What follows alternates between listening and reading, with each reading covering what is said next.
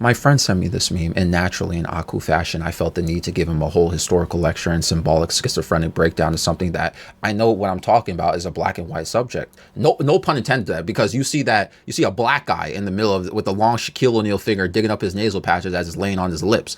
In the background, you see a white guy who appears to be a noble, a king of some sort, right? And a bunch of other beings of different races in the background. Now, it's okay if you never played Skyrim, because even if you don't get it, this actually made me want to talk about something I had written down last week.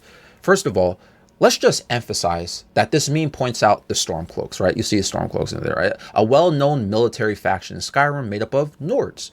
The Stormcloaks believe that Skyrim belongs to the Nords and often are very aggressive and hostile towards other races, feeling that non-Nord. Listen, I gotta keep it real.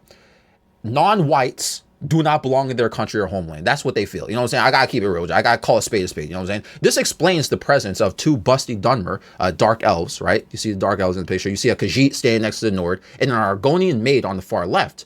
A clear and visual hypocrisy to the Stormcloak and stereotypical Nordic ideology, despite the Nords' reputation in the game and in other Elder Scrolls game of white supremacy and xenophobic attitudes. History within Skyrim and other Elder Scrolls games, let's talk about Skyrim, of course, right? It suggests that Nords have married and fallen in love with non-Nords, which is really ironic. If you truly believed other races were inferior or unwelcome, it would be contradictory to marry, love, or even share a bed with them. Some of you who might have played Skyrim, you might remember this, but there is a quest really early in the game. Right after you get out of Helgen, in Riverwood. Inside the Riverwood Trader, you meet Camilla. Remember her? She's the sister of the shopkeeper, Lucan. If you speak to her, she mentions being romantically torn between two dudes. One of the dudes, named Sven, he's a Nord. The irony here is that Camilla is an Imperial. And the Nords and the Imperials are in the middle of a civil war in the game. That's how you end up in Helgen to begin with, about to get your head chopped off in the intro. The Civil War with the Stormcloaks rebelling against the Empire, which is ran by the Imperials. Yet, despite this ongoing conflict, Nord and Imperial are falling in love with each other, showing that the lesson here is love. Love is not bound by race or ideology. I don't know if the writers did that on purpose, but it reflects the idea that personal relationships often transcend societal division. Rather, this is what's called alchemical marriage. It's a concept in Hermeticism where there is love, union, or marriage of the opposites. This is like the sun and moon, Mercury and sulfur, fire and water. If you know anything about alchemy, in the case of fire and water being mystic elements here, Camilla being an Imperial, and if you know about Elder Scrolls lore and the Imperials in general, Imperials rule over Tamriel, emphasizing control, law, and centralization, making them perceived, though imperfect, as structured and lawful people, making them perceived as that, right? Yet Sven, a Nord, if you know about Nords, they embody something else, tradition, freedom, and they're not very progressive per se. Nords are a bit too traditional to the point where they may not be lawful or structured. They value ancestral ways more than anything, and habits, even if changing their traditions is something that makes more sense. Notice how Imperials, Nords, they are polar opposites. Again, sun and moon, fire, water, sulfur and mercury, yin, yang, black and white. There's a well-known saying, I'm sure you heard this before: opposites attract, right? In Hermetic philosophy, Hermeticism, this concept is taken further. When two opposing energies come together, they create a state of balance and transformation. The union of opposites is not just about attraction, but about the creation of something greater than either force alone. In alchemy, this fusion leads to perfection, symbolizing the great work, the ultimate goal of spiritual enlightenment and alchemical mastery. Therefore, in the case of Camilla and Sven, we see a symbolic representation of Hermetic polarity, the structured Imperial and the free-spirited Nord coming together, mirroring the universal concept of opposites that underlies all of existence. Bruh. You know what this forms? These opposites, you fuse opposites, they overlap and form the vesica piscis. I'm sure you've seen this before, right? Seen this in a classroom. It's basically two circles overlapping. When you see this type of diagram, what do you usually see? You see one side on the opposite, on the left, right? You see one opposite on the left side and another opposite on the right side. And in the middle, what they create is what's done together or what they share in common. The vesica piscis, two circles overlap, forming a shape of a third in the middle. Here's what's so crazy about this, because I said something earlier about fire and water. Why did I even make that example? Fire and water are natural opposites. They sort of destroy each other in the sense that fire evaporates water and water extinguishes fire. In sacred geometry, the middle part of the vesica piscis is called the bridge, the intersecting space, the almond shape, the center, right? This intersection commonly symbolizes mediating, a bridge that connects opposites without destroying them. Really think about it. You just see this shape and you think it's a comparison chart, right? Because of school. But symbolically, it goes far, far beyond it than that. Fire and water, light and darkness, masculine and feminine, matter and spirit, all opposing forces, when brought together, create something new rather than canceling each other out. The vesica piscis reminds us that unity is found not in erasing differences, but in recognizing the space where we intersect. Now, apply this to human relationships, right? If we stopped constantly comparing ourselves to others, especially to those who seem different, opposite, or even conflicting, we might begin to see something deeper, common ground.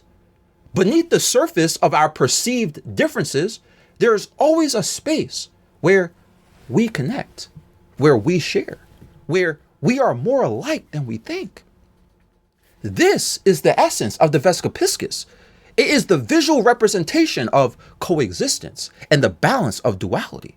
It teaches us that true understanding comes from not choosing a side, but from stepping into the bridge between them. We got the Stormcloaks, predominantly Nords and Imperials, a civil war between them, and we may say, like I said, we're opposites, when in fact, they are necessary counterparts. Empire, law, stability, order versus tradition, freedom, chaos, Nordic foundation. And I have a theory.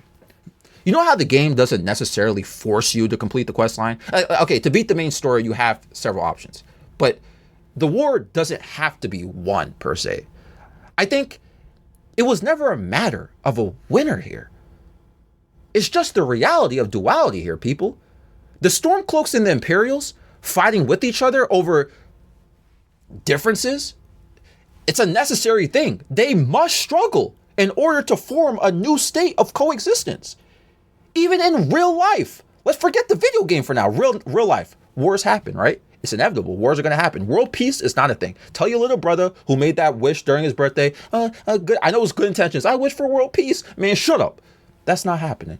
People have differences, desires, and ambitions, and people can't be diplomatic about it. Sad we can't do that, but it is what it is. Don't be mad at God. Be mad at mankind. You know what I'm saying? Here's the thing. We're going to create struggle between each other because we can't be diplomatic as human beings. The struggles of this become the crucible for societies to be reshaped. Am I wrong? Throughout history, what happens when a war is finally over? The countries involved, things start to change. Sometimes good, sometimes bad. We know countries out there who went through war, even recently. And post-war, the place is never the same. Structures collapse. Ideologies evolve, whether for better or for worse. History moves forward, shaped by the trials of war. Every conflict forces a metamorphosis, a transmutation of civilization itself. That's why it's okay to struggle out there, people. Like, for real, that's what happens when you go through a rough time. You're gonna transmute and things are gonna change eventually. Like history, you gotta move forward. So not only is this war destructive,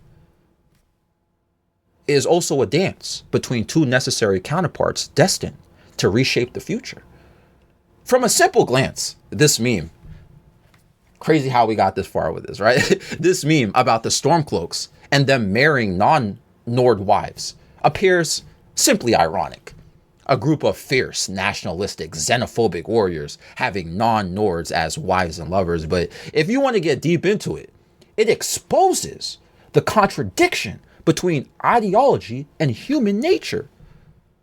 The same, in the same world where Nords who publicly reject outsiders, they find themselves intimately bound to them. There is a reason psychologically, forget esoteric stuff now. No more mysticism, geometry, metaphysics, right? Actually, I'll mention that later, but like no more of the esoteric stuff, right? For now. There's a reason why there's a paradox between love and hate, rejection and attraction. It's a fundamental issue with human nature at times. There's a reason why we are so drawn to what we claim we despise. And that's a fact. I never understood how people be like, I hate this person. I wouldn't say I don't understand it because I'm about to explain it right now, but like y'all be like, I hate this person. And you say that about like a YouTuber, right? Or a celebrity. You hate them so much, yet you stalk them on social media.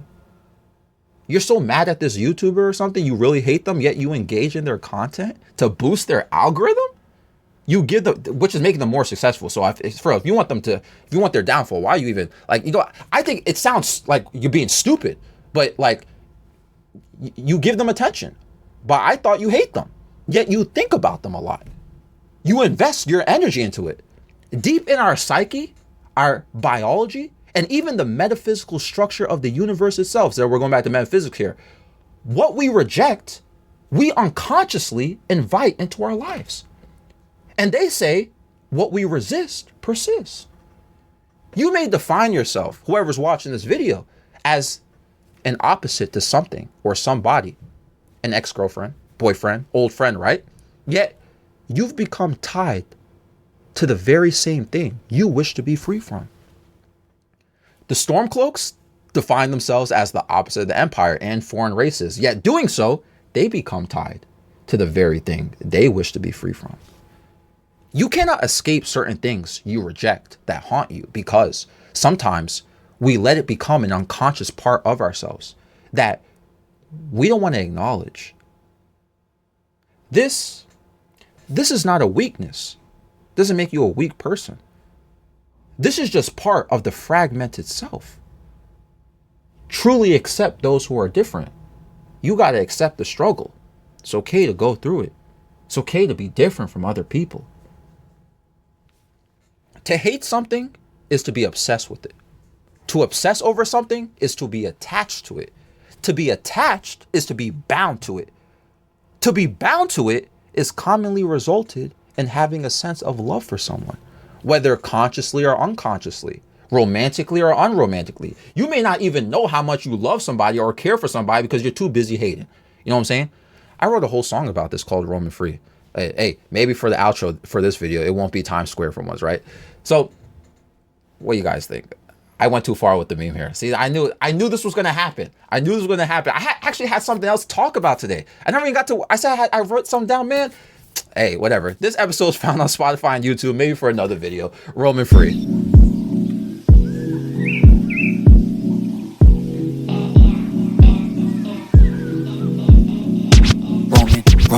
Roman free. Sailor drifting in the sea. Where I'm going next, I don't know, it's one of these. Another day flowing by again where I'm long to be. Laid it down, but I can't find no more space to agree. It takes two to love, you can say that, yeah, and I agree. Carving your emotions into me, it starts atrocities. Promise me forgiveness for you is worth the apology, but a lonely road to go, how I'm feeling honestly. I'm roaming free. See myself drift away, now I'm seeing qualities. Life is so much better when I'm focused on my prophecy. Things still lurk with me, but I'm out here constantly roaming. I'm roaming free. Chasing me, not looking back.